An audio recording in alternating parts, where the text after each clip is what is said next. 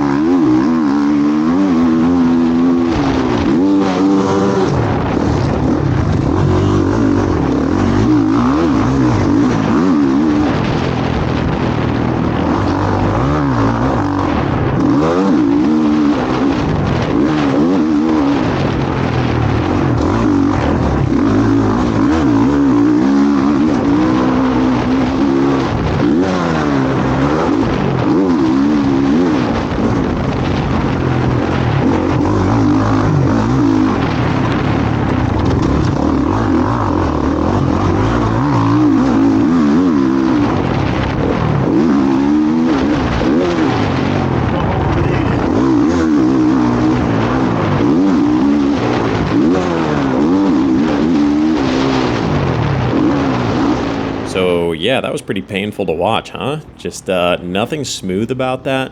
Everything that I pride myself in my riding of just being smooth, calculated, using my legs to maneuver the bike, greasing everything on the downside, railing sand turns, stuff like that.